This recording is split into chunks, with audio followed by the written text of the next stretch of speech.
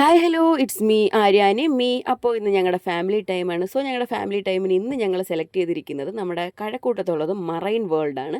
സംഭവം ജനുവരി പകുതി വരെ ഉണ്ട്. പോകണമെന്നുള്ളവർക്ക് പെട്ടെന്ന് പോയിക്കോളൂ. 150 ആണ് പെർ ഹെഡ് ടിക്കറ്റ് റേറ്റ്. 5 വയസ്സിന് താഴെയുള്ള കുട്ടികൾക്ക് ടിക്കറ്റ് എടുക്കേണ്ട ആവശ്യമില്ല. അങ്ങനെ ഞങ്ങൾ ടിക്കറ്റൊക്കെ എടുത്ത് നേരെ എൻട്രൻസ് വഴി അകത്തേക്ക് കയറി. ഫസ്റ്റ് തന്നെ കാണാൻ പറ്റുന്നത് ഒരു ഭയങ്കര നേച്ചർ ഫ്രണ്ട്ലി ആയിട്ടുള്ളൊരു സ്പേസിലോട്ടാണ് നമ്മൾ ചെന്ന് കയറുന്നത്. കിളികളും മീനുകളും പിന്നെ നമ്മുടെ ഉടുമ്പും അങ്ങനെയുള്ള സംഭവങ്ങളൊക്കെ അവിടെ സെറ്റ് ചെയ്തിട്ടുണ്ട്. അവൻ്റെ കൂട്ടത്തിൽ അവരെ സെക്യൂരിറ്റീസും ഉണ്ട്. നമുക്ക് വേണമെങ്കിൽ ഈ ഉടുമ്പിനെയും അവിടെ ഉള്ളതിനെയൊക്കെ നമുക്ക് ടച്ച് ചെയ്യാം. അതും കഴിഞ്ഞ് നമ്മൾ നേരെ കയറി ചെല്ലുന്നത് അക്വേറിയത്തിൻ്റെ അടുത്തോട്ടാണ്. അക്വേറിയം അടിപൊളിയാണ്. കടലിലുള്ള മീനിനെ നേരെ പിടിച്ച് ആ ഫിഷ് ടാങ്കിനകത്തേക്ക് കൊണ്ടുവച്ചിട്ടുണ്ട്. കടലിലുള്ള സകലമാന മീനുകളെ നമുക്ക് അവിടെ കാണാനായിട്ട് പറ്റും.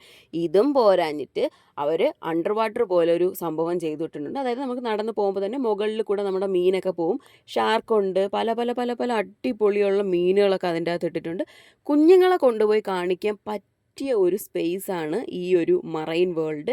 നല്ല കളർഫുള്ളായിട്ടുള്ള മീനുകളൊക്കെ ഉണ്ട്. ഇത് കഴിഞ്ഞ് ഞങ്ങൾ നേരെ നടക്കുമ്പോഴാണ് അതാ നമ്മുടെ താരം വന്ന് മെർമൻ. സിദ്ധൂട്ടൻ പിന്നെ കുറച്ച് നേരം മെർമനിനോടൊക്കെ കളിച്ച് നിന്നു. പിന്നെ ഒരു ഫോട്ടോയൊക്കെ എടുത്തു. നമ്മൾ വീഡിയോസൊക്കെ എടുത്തിട്ട് ഞങ്ങൾ നേരെ പോയി. നേരെ അടുത്ത സെറ്റ് എന്ന് പറയുന്നത് ഫ്ലവേഴ്സാണ്. ഇത് സംഭവം ചെയ്തു വെച്ചിരിക്കുന്നത് സ്പോഞ്ചിലും തെർമോകോൾസിലുമാണ്. ബ്യൂട്ടിഫുള്ളായിട്ട് ഇഷ്ടം പോലെ ഫ്ലവേഴ്സ് അവരവിടെ ചെയ്ത് സെറ്റ് ചെയ്തിട്ടുണ്ട്. അത് കഴിഞ്ഞ് നേരെ ചെല്ലുമ്പോഴോ അടുത്തൊരു വലിയ റൂമിനകത്ത് ആമയും ആനയും പുലിയും ഡൈനോസറും ഒക്കെ ആയിട്ടുണ്ട്. ഇനിയാണ് നമ്മുടെ main part, robotic dogs. Robotic ഡോഗ്സിനെ ഞാൻ ആദ്യമായിട്ടാണ് കാണുന്നത്. അവരുടെ ഒരു എക്സ്പീരിയൻസും ഫസ്റ്റ് ടൈമാണ്. സംഭവം വീണെന്ന് പറഞ്ഞ് പേടിക്കണ്ട, വീണ പട്ടി എങ്ങനെ എണീക്കും അതാണ് ഇവിടെ നമ്മൾ കണ്ടുകൊണ്ടിരിക്കുന്നത്.